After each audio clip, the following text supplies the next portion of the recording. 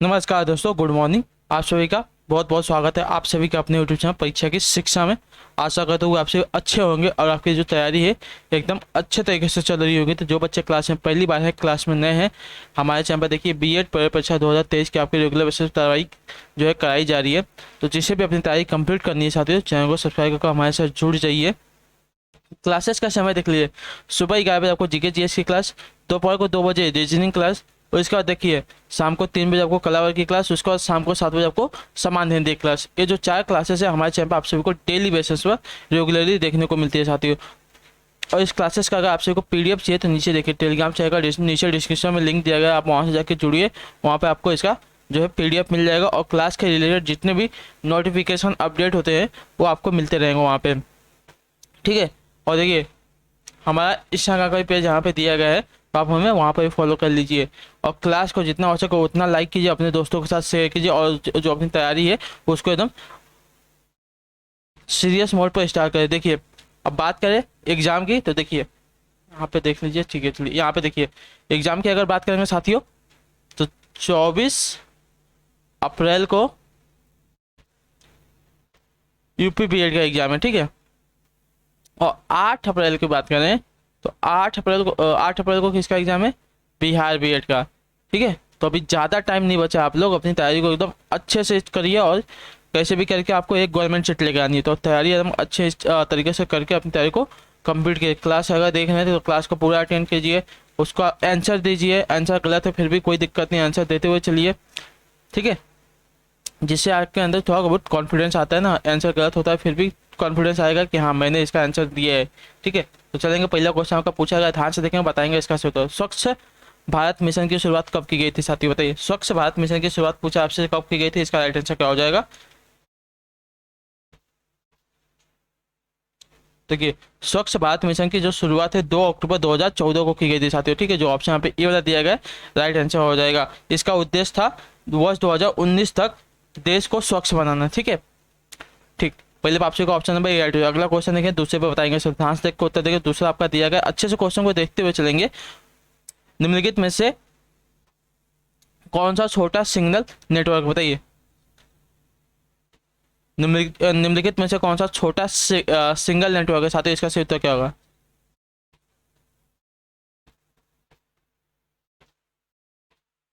आपका हो जाएगा लैन, ठीक है। जो लैन है आपका छोटा सिंगल नेटवर्क होता है साथियों, ठीक है। लैन सबसे छोटा सिंगल नेटवर्क होता है। यह सीमित क्षेत्रों जैसे कि किसी ऑफिस, स्कूल आदि तक ही विस्तृत होता है, ठीक।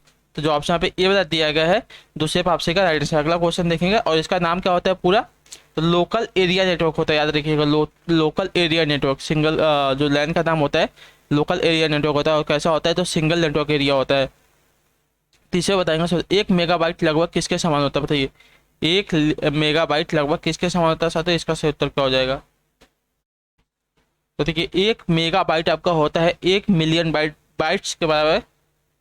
तो जो ऑप्शन यहाँ पे सी वाला दिया गया आपका राइट आंसर, ठीक है, याद रखिएगा। 1 मेगाबाइट लगभग किसके बराबर होता है, तो 1 मिलियन बाइट्स के बराबर होता है, याद रखिएगा। जो ऑप्शन यहाँ पे ए सी वाला दिया गया आपसे का सही उत्तर। क्लियर साथियों? मेगाबाइट यानी कि एमबी जिसको बोलते हैं उसको कहते हैं मेगाबाइट, ठीक। तो 1 MB में कितना किसके समान होता है, तो 1 मिलियन बाइट्स के बराबर होता है, याद रखिएगा, बाइट्स के बराबर होता है। अगला क्वेश्चन देखेंगे,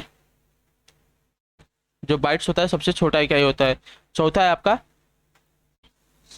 अनसॉलिसिटेड ईमेल को क्या कहा जाता है, बताइए। अनसॉलिसिटेड ईमेल को क्या कहा जाता है साथियों, चौथे पे राइट आंसर क्या हो जाएगा? तो देखिए स्पैम कहा जाता है। अनसॉलिसिटेड ईमेल को देखिए आपका स्पैम कहा जाता है। जो ऑप्शन नंबर ए वाला दिया गया चौथे पे सही उत्तर हो जाएगा। क्लियर है? स्पैम आपको देखिए ईमेल में बहुत सारे आते होंगे ना, उसी को देखिए अनसॉलिसिटेड ईमेल कहते हैं साथियों। पांचवें पे देखेंगे आंसर सही उत्तर का। पांचवा आपका पूछा, अंतर्राष्ट्रीय महिला हिंसा उन्मूलन दिवस कब मनाया जाता है, बताइए। अंतर्राष्ट्रीय महिला हिंसा उन्मूलन दिवस की बात हो रही है साथियों, कब मनाया जाता है? तो देखिए आपका उत्तर हो जाएगा 25 नवंबर को मनाया जाता है साथियों, ठीक है। जो ऑप्शन पे सी वाला दिएगा आपका राइट आंसर हो जाएगा। क्लियर है? अंतर्राष्ट्रीय महिला हिंसा उन्मूलन दिवस आपका 25 नवंबर को मनाया जाता है। क्लियर यहाँ तक? ठीक है, अगला क्वेश्चन देखेंगे, छठे पे बताएंगे साथियों। ध्यान से देखकर उत्तर देंगे, छठा और सही उत्तर का साथियों।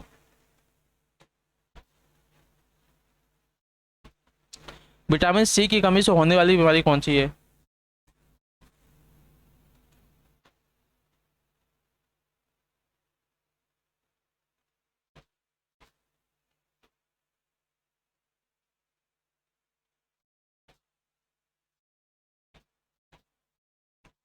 बता सकते हो विटामिन सी की कमी से होने वाली बीमारी का नाम क्या है? तो विटामिन सी की कमी से होने वाली बीमारी देखिए आपका स्कर्वी रोग होता है, ठीक है, जो ऑप्शन पे ए वाला दिया गया आपका राइट आंसर। क्लियर साथियों?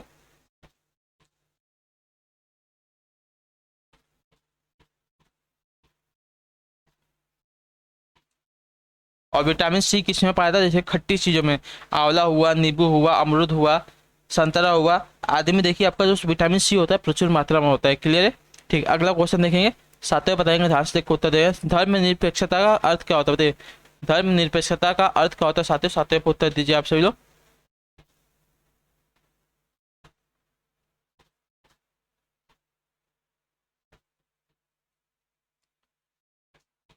धर्म निरपेक्षता का अर्थ क्या होता है साथियों? इसका राइट आंसर क्या हो जाएगा?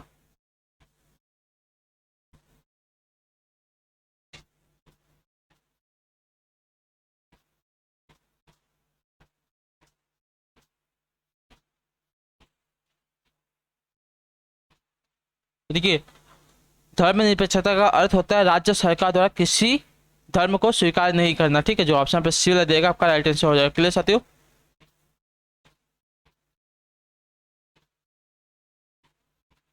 एक मिनट, सातवां है ना? ठीक, हाँ सही। धर्म निरपेक्षता का अर्थ होता है राज्य सरकार द्वारा किसी भी धर्म को स्वीकार नहीं करना, अर्थात राज्य का अपना कोई धर्म न होना। क्लियर साथियों? भारत एक आपका धर्मनिरपेक्ष राज्य है, याद रखिएगा, जो ऑप्शन सी वाला यहाँ पे देगा आपका राइट आंसर। अगला आठवां देखें, ध्यान से पूछेंगे क्या पूछा दिया गया है, उसका आंसर देंगे। धर्म की स्वतंत्रता का अधिकार किस अनुच्छेद में है साथियों?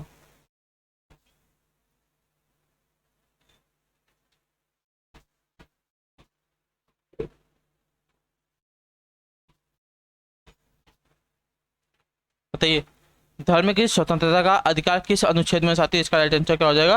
तो देखिए, धर्म की स्वतंत्रता का अधिकार संविधान के अनुच्छेद 25 से लेकर 28 तक वर्णित किए गए साथियों, ठीक है, तो जो ऑप्शन पे ए वाला दिया गया है राइट आंसर। क्लियर?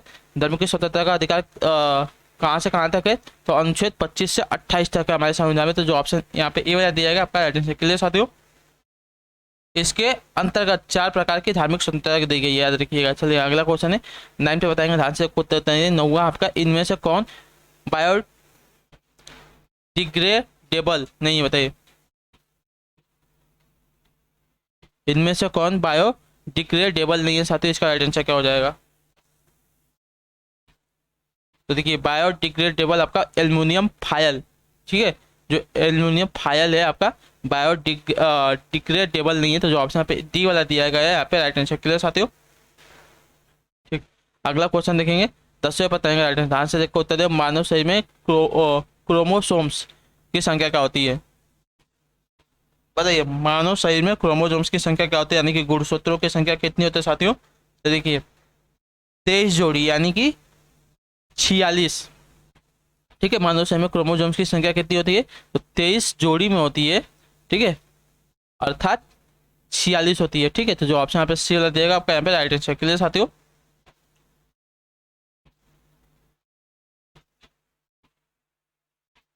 अगला है आपका 11 पे बताएंगे, तो ध्यान से देखो उत्तर देगा। इनमें अधिकतम ऊर्जा किस में बताइए? प्रोटीन में है, वसा में है, कार्बोहाइड्रेट्स में, विटामिन में। इनमें से अधिकतम ऊर्जा किस में होती है साथियों? सही उत्तर क्या हो जाएगा?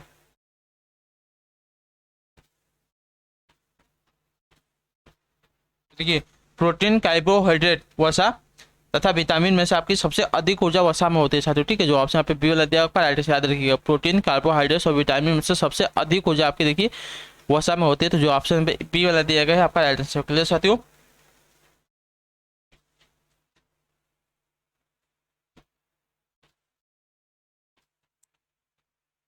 लेकिन यहाँ पे देखिए, परंतु हमारे शरीर को सर्वाधिक ऊर्जा कार्बोहाइड्रेट से मिलती है, याद रखिएगा। क्लियर? इन चारों में से सबसे अधिक ऊर्जा देखिए वसा में होती है, लेकिन हमारे शरीर को जो सबसे ज़्यादा ऊर्जा मिलती है कार्बोहाइड्रेट से मिलती है, याद रखिएगा। अगला क्वेश्चन है, 12 पे बताइए, भारतीय मृदा में कमी है किसकी? बताइए, भारतीय मृदा में कमी किसकी होती है साथियों?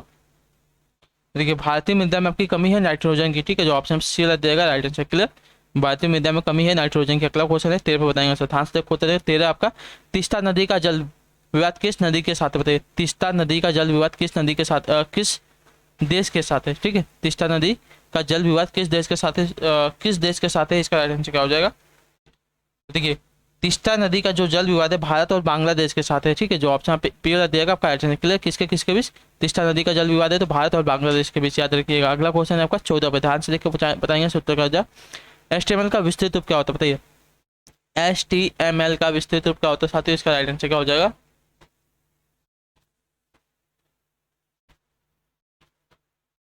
देखिए HTML का विस्तृत रूप आपको होता है हाइपर टेक्स्ट मार्कअप लैंग्वेज। जो ऑप्शन यहाँ पे ये वाला दिया गया आपका राइट आंसर। क्लियर साथियों, हाइपर टेक्स्ट मार्कअप लैंग्वेज। ठीक, HTML का विस्तृत रूप होता है, याद रखिएगा। जो ऑप्शन पे ये वाला दिया गया आपका राइट आंसर होगा। क्लियर साथियों, ठीक। अगला क्वेश्चन देखेंगे 15 बताएंगे, ध्यान से देखो उत्तर देंगे क्या हो जाएगा। 3 बीघा विवाद, 3 बीघा विवाद किस देश के साथ है? बताइए 3 बीघा विवाद किस देश के साथ है साथियों? इसका सही उत्तर क्या होगा? तो ये भी देखिए आपका बांग्लादेश के साथ है, याद रखिए। 3 बीघा विवाद भी आपका देखिए बांग्लादेश देश के साथ है। तो जो ऑप्शन पे ये दिएगा आपका राइट आंसर। ठीक है, याद रखिए तीस्ता नदी जल विवाद 3 बीघा विवाद दोनों के दोनों आपके देखिए बांग्लादेश के साथ है। जो ऑप्शन पे ये दिएगा यहाँ पे राइट आंसर। क्लियर साथियों, कहाँ का क्षेत्र है? तो ग्वालियर का क्षेत्र, याद रखिएगा। अगला क्वेश्चन देखेंगे 16 पे बताएंगे, सो ध्यान से देखकर उत्तर देंगे। भारत एक गणतंत्र है, इसका अर्थ क्या होता है? बताइए भारत भारत एक गणतंत्र है, इसका अर्थ क्या होता है साथियों? देखिए भारत एक गणतंत्र है, इसका अर्थ है भारत में वंशानुगत शासन नहीं है, यहाँ का राष्ट्र प्रमुख निर्वाचित किया जाता है। ठीक है, तो जो ऑप्शन यहाँ पे सी वाला देगा आपका राइट आंसर। वंशानुगत यहाँ पे शासन नहीं होता है। ठीक है, तो जो ऑप्शन यहाँ पे सी वाला देगा है आपका राइट आंसर। भारत एक गणतंत्र है, इसका अर्थ होता है भारत में वंशानुगत शासन नहीं है, यहाँ पर राष्ट्र का प्रमुख निर्वाचित किया जाता है। क्लियर। अगला क्वेश्चन 17 बताएंगे, ध्यान से देखकर उत्तर देंगे। सही उत्तर का 17 है आपका राज्यसभा के सदस्यों का कार्यकाल कितने वर्षों का होता है? बताइए राज्यसभा के सदस्यों का जो कार्यकाल है कितने वर्षों का होता है साथियों? इसका सही उत्तर क्या हो जाएगा? मतलब कि 6 वर्षों का था। जो ऑप्शन सी वाला देगा आपका राइट आंसर। ठीक है, याद रखिए राज्यसभा के सदस्यों का जो कार्यकाल है 6 वर्षों का होता है। और यह देखिए आपका एक अस्थायी सदन है, इसका कभी विघटन नहीं होता। इसके 1/3 सदस्य प्रति दूसरे वर्ष अवकाश ग्रहण करते हैं तथा उनकी जगह नए सदस्य चुनकर आते हैं। ठीक, अगला क्वेश्चन देखेंगे 18 पे बताएंगे, ध्यान से देखो उत्तर देंगे। लोकसभा का कोरम कुल सदस्य संख्या का कितना है? बताइए लोकसभा का कोरम कुल सदस्य संख्या का कितना होता है साथियों? इसका सही उत्तर क्या हो जाएगा? देखिए लोकसभा का कोरम कुल सदस्य संख्या का 1/10 होता है। ठीक है, तो जो ऑप्शन पे डी वाला दिया गया आपका राइट आंसर। क्लियर साथियों, अर्थात लोकसभा में किसी कार्यवाही की वैधता के लिए 1/10 सदस्य का उपस्थित होना अनिवार्य है। ठीक है, क्लियर है। अगला देखेंगे 19 बताएंगे। ध्यान से देखो उत्तर पूछा गया आपका राज्य मानवाधिकार आयोग का अध्यक्ष कौन होता है? बताइए राज्य मानवाधिकार आयोग का अध्यक्ष कौन होता है साथियों? इसका सही उत्तर देंगे 19 पे सही उत्तर क्या हो जाएगा? तो देखिए राज्य मानवाधिकार आयोग का जो अध्यक्ष होता है उच्च न्यायालय का सेवानिवृत्त मुख्य न्यायाधीश होता है। ठीक है, तो जो ऑप्शन पे सी वाला देगा आपका राइट आंसर। मतलब जो रिटायर उच्च न्यायालय का जो रिटायर मुख्य न्यायाधीश होता है वो आपका देखिए राज्य मानवाधिकार आयोग का अध्यक्ष होता है। याद रखिएगा जो ऑप्शन पे सी वाला देगा 19 पे आप सी का राइट आंसर। क्लियर हो गया। राज्य मानवाधिकार आयोग का जो अध्यक्ष कौन होता है? तो उच्च न्यायालय का जो रिटायर मुख्य न्यायाधीश होता है वो होता है अध्यक्ष। अगला क्वेश्चन देखेंगे 20 पे बताएंगे उत्तर का, ध्यान से देखो उत्तर देंगे 20 पे। भारतीय संविधान के किस अनुच्छेद के अंतर्गत प्रत्येक नागरिक को अपनी मानवीय गरिमा से जीने का अधिकार होता है? भारतीय संविधान के किस अनुच्छेद के अंतर्गत प्रत्येक नागरिक को अपनी मानवीय गरिमा से जीने का अधिकार है साथियों? विषय पर सही उत्तर क्या हो जाएगा?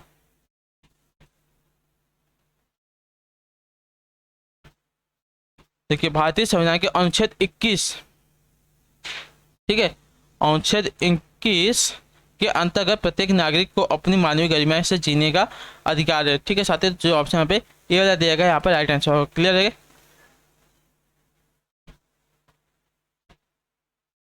ठीक, अगला क्वेश्चन देखें 21 पे बताएंगे राइट आंसर क्या हो जाएगा। 21 नंबर मुख्य सचिव का चयन कौन करता है? मुख्य सचिव का चयन कौन करता है साथियों? इसका राइट आंसर क्या हो जाएगा?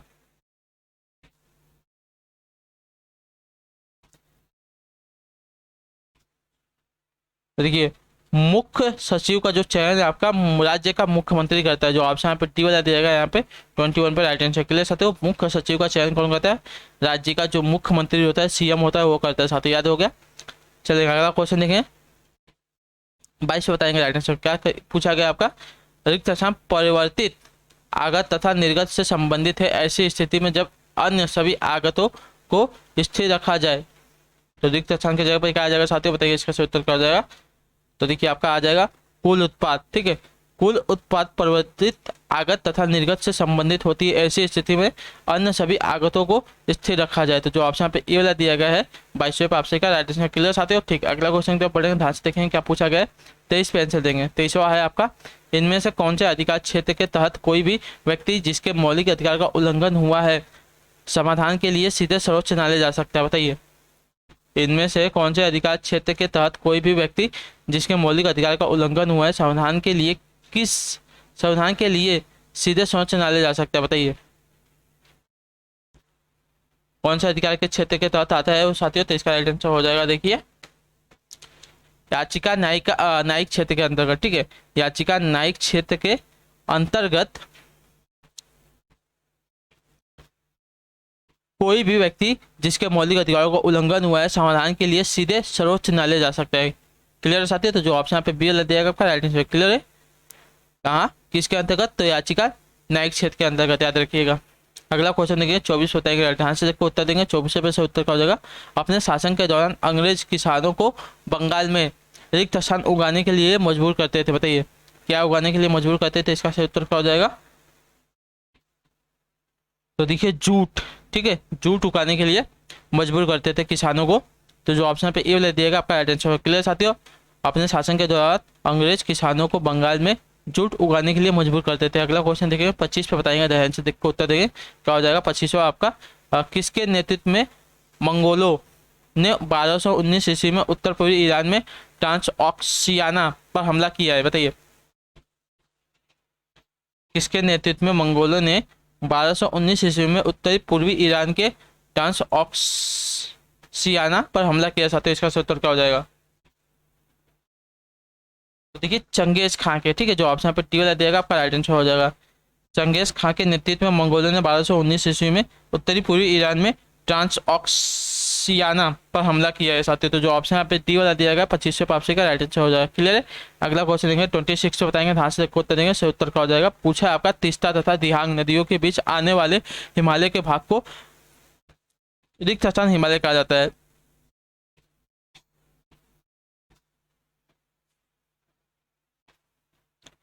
तो देखिए असम हिमालय कहा जाता है उसको। ठीक है, जो ऑप्शन सी वाला देगा तीस्ता तथा दिहांग नदियों के बीच आने वाले हिमालय के भाग को देखिए असम हिमालय कहा जाता है। जो ऑप्शन सी वाला दिया गया है 26 पे आपसे का राइट आंसर हो जाएगा। क्लियर है? ठीक है, अगला क्वेश्चन देखेंगे 27 पे बताएंगे। पूछा गया आपका पट्टिटकारू यानी कि प्लेटलेट्स का दूसरा नाम क्या है? बताइए पट्टिटकारू यानी कि प्लेटलेट्स का दूसरा नाम क्या होता है साथियों? 27 पे से उत्तर क्या हो जाएगा? तो देखिए थ्रोम्बोसाइट होता है। ठीक है, पट्टिटकारू यानी कि प्लेटलेट्स का दूसरा नाम आपका थ्रोम्बोसाइट होता है। जो ऑप्शन डी वाला देगा 27 पे आपसे का राइट आंसर क्लियर है। ठीक, अगला क्वेश्चन देखेंगे 28 बताएंगे, कोशिश करेंगे सही तो ध्यान से देख के देंगे उत्तर देंगे साथियों। देख के सही उत्तर क्या हो जाएगा? 28वां आपका रिक्त स्थान दूसरा सबसे बड़ा प्राणी संघ है कौन सा? बताइए रिक्त स्थान दूसरा सबसे बड़ा प्राणी संघ है कौन सा? तो इसका सही उत्तर क्या हो जाएगा साथियों?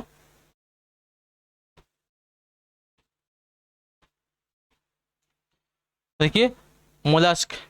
मोलस्क का दूसरा सबसे बड़ा प्राणी संघ है। तो जो ऑप्शन पे ए वाला दिया गया 28 पे आपसे का राइट आंसर क्लियर साथियों। मोलस्क का दूसरा सबसे बड़ा प्राणी संघ है। अगला क्वेश्चन देखेंगे 29 पे बताएंगे, कोशिश करेंगे सही तो ध्यान से देख उत्तर देंगे। दिया गया है गुणात्मक रूप में किसी वस्तु के विरामावस्था में रहने या समान वेग में गतिशील रहने की प्रवृत्ति को क्या कहा जाता है? बताइए गुणात्मक रूप में किसी वस्तु के विरामावस्था में रहने या समान वेग में गतिशील रहने की प्रवृत्ति को क्या कहा जाता है साथियों? इसका राइट आंसर क्या हो जाएगा? देखिए जड़त्व कहा जाता है यानी कि इनर्शिया कहा जाता है। तो जो ऑप्शन पे टी वाला दिएगा आपका राइट आंसर क्लियर साथियों। यह न्यूटन के गति विषयक प्रथम नियम से संबंधित है, याद रखिएगा। ठीक, जो ऑप्शन पे टी वाला दिएगा आपका राइट आंसर हो जाएगा 29 पे। ठीक है, कौन सा नियम है? न्यूटन का पहला नियम, याद रखिएगा। अगला क्वेश्चन देखेंगे। पहला नियम क्या कहता है? कोई भी वस्तु जब तक विरामावस्था में है, उस पर जब तक कोई बाह्य बल नहीं लगाया जाएगा तब तक वह कोई भी क्रिया नहीं करेगी। ठीक, तो उसी को देखिए जड़त्व का नियम यानी कि मोमेंट ऑफ इनर्शिया कहते हैं, याद रखिएगा। तीसरा आपका देखिए पूछा है आपका, सरल लोलक एक दोलन पूरा करने में जितना समय लगाता है उससे सरल लोकल को क्या कहते हैं बताइए। सरल लोकल एक दोलन पूरा करने में जितना समय लगाता है उसे सरल लोकल का क्या कहा जाता है साथियों? इसका सही उत्तर क्या हो जाएगा?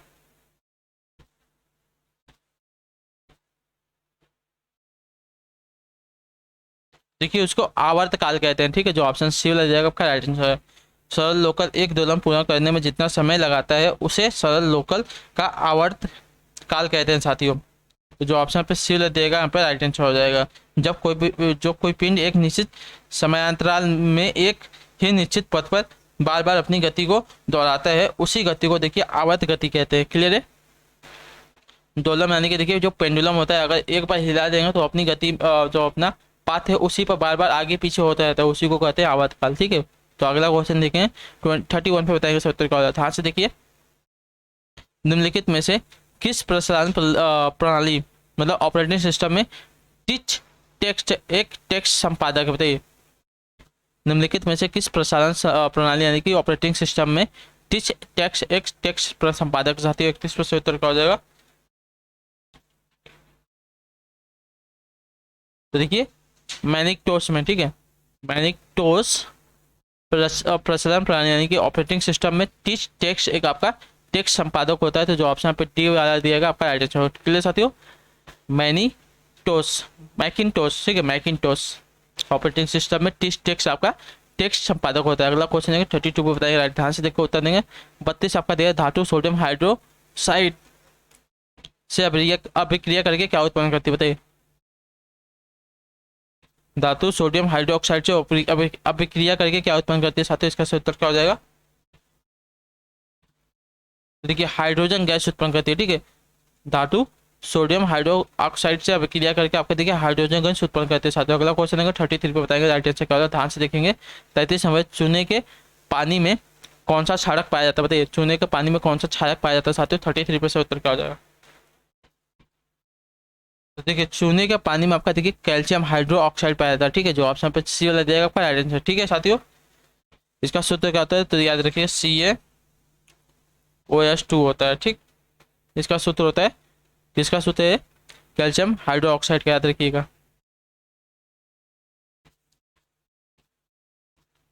क्लियर साथियों? अगला क्वेश्चन देंगे 34 पे बताएंगे, ध्यान से देखो उत्तर देंगे। सूत्र का जलाशयों में काफी मात्रा में पोषकों की उपस्थिति के कारण रिक्त स्थान शैवाल की अतिशय वृद्धि होती है। बताइए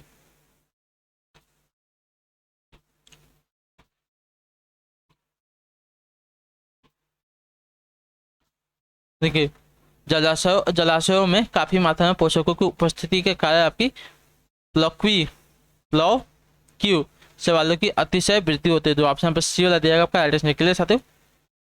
जो ऑप्शन पे सी वाला दिएगा आपका यहाँ पे राइट आंसर। क्लियर है? कौन सा शैवाल की अतिशय वृद्धि होती है? तो प्लव क्यू। अगला क्वेश्चन देखेंगे 35 पे बताने की कोशिश करेंगे राइट आंसर। ध्यान से देखेंगे क्या पूछा गया। इलेक्ट्रिक ट्रॉम का आविष्कार किसने किया? बताइए इलेक्ट्रिक ट्रॉम का आविष्कार किसने किया था? तो 35 पे से उत्तर क्या हो जाएगा? देखिए इलेक्ट्रिक ट्रॉम का आविष्कार आपका किया है फ्योडोर पिरोत्स्की ने। ठीक है, इलेक्ट्रिक ट्रॉम का आविष्कार किया है फ्योदोर पिरोत्स्की ने। ठीक है, पिरोत्स्की ने। तो जो ऑप्शन पे सी ला दिएगा 35 पे आपसे राइट आंसर। क्लियर साथियों?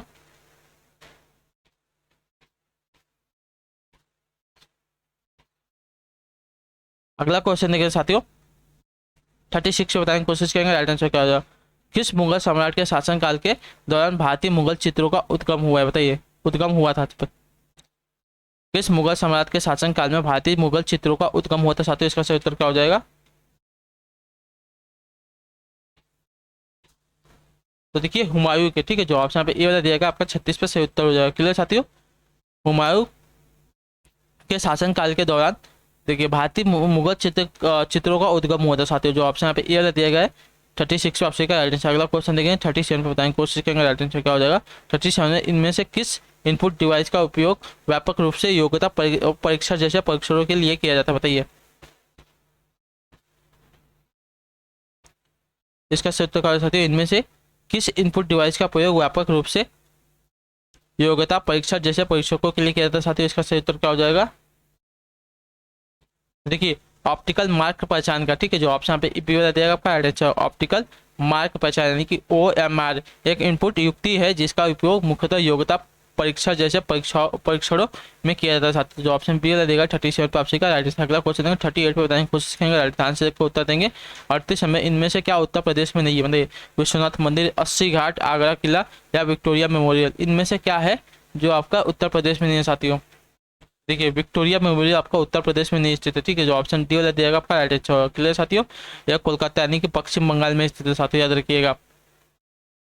ठीक है, विक्टोरिया मेमोरियल आपका पश्चिम बंगाल में स्थित है साथियों, कोलकाता में। अगला क्वेश्चन देखेंगे 39 पे बताएंगे, कोशिश करें ध्यान से देख के उत्तर देंगे, क्या पूछेगा अच्छे से देखेंगे उत्तर देंगे साथियों। 39 नंबर, इनमें से कौन सा स्थान धातु की कला, रंगीन, तामचीनी और जटिल नक्काशी के लिए प्रसिद्ध? बताइए। 39 नंबर है, बताइए इस पर से उत्तर क्या हो जाएगा? इनमें से कौन सा स्थान धातु की कला, रंगीन, तामचीनी और जटिल नक्काशी के लिए प्रसिद्ध है साथियों? देखिए, उत्तर प्रदेश का जो मुरादाबाद शहर है आपका प्रसिद्ध है इसके लिए, ठीक। तो जो ऑप्शन सी वाला दिएगा आपका राइट आंसर होगा। किसके लिए? धातु की कला, रंगीन, तामचीनी तथा जटिल नक्काशी के लिए प्रसिद्ध है साथियों। ऑप्शन नंबर जहाँ पे सी 39 पे आपसे का राइट। अगला क्वेश्चन है 40 पे बताएंगे, कोशिश करेंगे राइट आंसर को उत्तर देंगे। 40 नंबर है, चंद्रगुप्त मौर्य के इस प्रसिद्ध राजनीतिक सलाहकार को निम्नलिखित सभी नामों से जाना जाता था? इसके अलावा बताइए, किसके अलावा? देखिए, चंद्रगुप्त मौर्य के प्रसिद्ध राजनीतिक सलाहकार को निम्नलिखित सभी नामों से जाना था, सिर्फ किसके अलावा? तो देखिए, समुद्रगुप्त के अलावा, ठीक है। चाणक्य का देखिए अन्य नाम क्या था? विष्णुगुप्त, कौटिल्य, ये सभी देखिए चाणक्य के नाम थे, ठीक है। लेकिन जो आपका समुद्रगुप्त था वहाँ का शासक था, याद रखिएगा। चलिए साथियों, जो ऑप्शन पर डी वाला दिएगा आपका राइट आंसर हो जाएगा।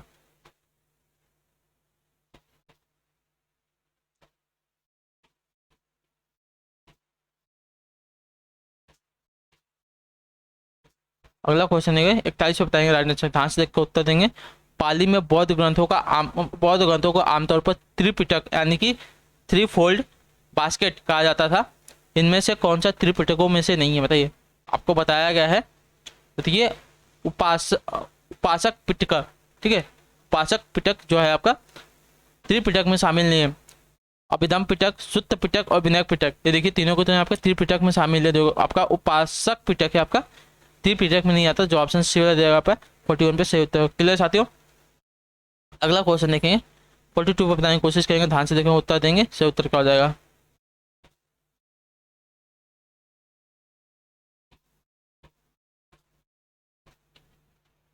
दसवें या आखिरी सिख गुरु कौन थे? बताइए। 10वें या आखिरी सिख गुरु की बात हो रही है साथियों, कौन थे? तो देखिए, गुरु गोविंद सिंह थे, ठीक है। 10वें या आखिरी सिख गुरु आपके देखिए गुरु गोविंद सिंह थे, जो ऑप्शन टी वाला देगा 42 पे आपसे का राइट आंसर। क्लियर साथियों?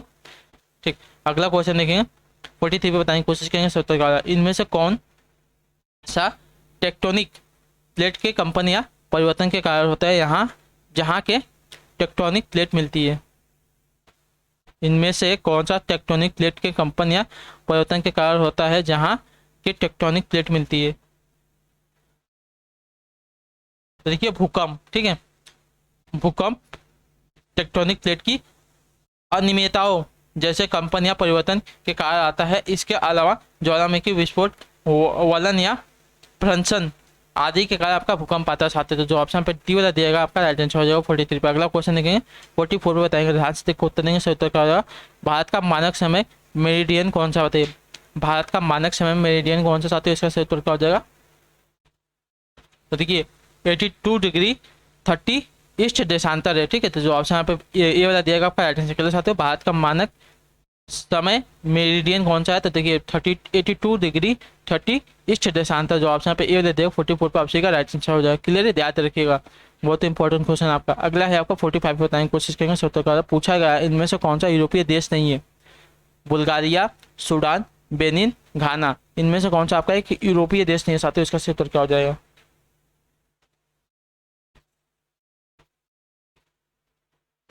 देखिए, बुल्गारिया बुल्गारिया आपका एक यूरोपीय देश नहीं है, बल्कि सूडान, बेनिन, गाना, सभी के सभी आपके तीनों यूरोपीय देश है साथियों।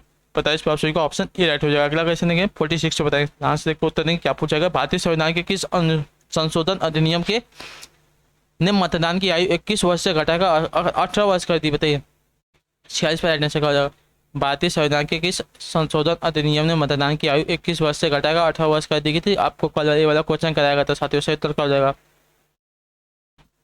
देखिए भारतीय संविधान के 61वें संविधान संशोधन अधिनियम, ठीक है, 61वें संविधान संशोधन अधिनियम 1989 द्वारा मतदान की आयु 21 वर्ष से घटाकर आपकी 18 वर्ष कर दी गई थी साथियों। तो जो ऑप्शन यहाँ पे डी वाला दिएगा आपका यहाँ पे राइट आंसर क्लियर साथियों। 46 ऑप्शन ऑप्शन डी राइट हो जाएगा। अगला क्वेश्चन देखो 47 पे बताएं, ध्यान से देखो उत्तर देंगे क्या पूछा गया।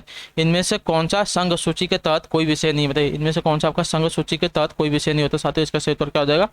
देखिए आपका होता है सार्वजनिक स्वास्थ्य संघ सूची का विषय नहीं होता, ठीक है। तो सार्वजनिक स्वास्थ्य आपका संघ सूची का विषय नहीं होता। बाकी परमाणु ऊर्जा, विदेश मामले, युद्ध और शांति, ये सभी के सभी देखिए आपके संघ सूची के तहत आते हैं, लेकिन आपका सार्वजनिक जो स्वास्थ्य आपका संघ सूची के विषय में नहीं आता। तो जो ऑप्शन यहाँ पे ये बता दिएगा आपका जो सार्वजनिक स्वास्थ्य आपका देखिए राज्य सूची का विषय होता है, संघ सूची का विषय नहीं, याद रखिएगा। क्लियर है। अगला क्वेश्चन है 48 पे बताएंगे, कोशिश करेंगे राइट ध्यान से देखेंगे क्या पूछा गया है। पूछा आपका कलकत्ता, यानी कि अब कोलकाता है इसका नाम। कलकत्ता में भारतीय सांख्यिकी संस्थान की स्थापना की किसने की थी, बताइए। कलकत्ता में भारतीय सांख्यिकी संस्थान की स्थापना किसने की थी साथियों, इसका सही उत्तर क्या हो जाएगा। देखिए पीसी महालनोबिस ने, ठीक है। कलकत्ता में भारतीय सांख्यिकी संस्थान की स्थापना किसने की थी, पीसी महालनोबिस ने। जो ऑप्शन पे बी लग दिएगा आपका यहाँ पे राइट आंसर हो जाएगा। क्लियर साथियों, ऑप्शन बी 48 पे आपसे का राइट है। अगला क्वेश्चन देखिए 49 पे बताइए, ध्यान से उत्तर देंगे क्या पूछा गया। भारत दुनिया में सबसे एक स्थान सबसे बड़ा फसल उत्पादक है किसका, बताइए। मतलब कौन से नंबर का। भारत दुनिया में एक स्थान सबसे बड़ा फसल उत्पादक है। देखिए भारत दुनिया में दूसरा सबसे बड़ा किसका फल उत्पादक है, फसल नहीं फल उत्पादक है। जो ऑप्शन पे बी वाला दिया आपका राइट है। भारत दुनिया में दूसरा सबसे बड़ा फल उत्पादक देश है। तो जो ऑप्शन पे बी वाला दिएगा 49 पे आपसे का राइट। पहले आपका देखिए पहले पे आपका चीन आता है, ठीक है। दूसरे पे आपका भारत आता है। और देखिए आपका जो अमेरिका है, अमेरिका आपका तीसरे नंबर पे आता है। क्लियर। अगला क्वेश्चन 50 पे बताएंगे ध्यान से। आईने अकबरी किसने लिखी, बताइए। आईने ए अकबरी किसने लिखी साथियों, इसका सही उत्तर क्या हो जाएगा। तो आईने ए अकबरी लिखी है अबुल फजल ने। जो ऑप्शन पे सी वाला दिया गया 50वें पापसी का राइट आंसर है। यह अकबर के दरबार में उपस्थित नवरत्नों में से एक थे, ठीक है। तो जो ऑप्शन सी वाला दिया गया 40 पापसी का राइट आंसर। क्लियर। तो इसी के साथ जो आपकी क्लास साथियों आज के यहाँ पे कंप्लीट होती है। आई होप कि आपको क्लास अच्छी लगी। क्लास थोड़ी सी लेट आई है, उसके लिए सॉरी। बाकी आपको क्लास अच्छी लगी तो क्लास को लाइक करके चैनल को सब्सक्राइब कीजिए, और जितना हो सके उतना अपने दोस्तों के साथ फैलाइए साथियों, ठीक है। और क्लास कैसी लगी हमें कमेंट करके बताइएगा। बाकी हम आपसे मिलेंगे आपकी रिज्यूम वाली क्लास में। तब तक के लिए टाटा बाय बाय, जय हिंद, जय भारत। आपसे क्लास से जुड़ने के लिए बहुत बहुत शुक्रिया साथियों।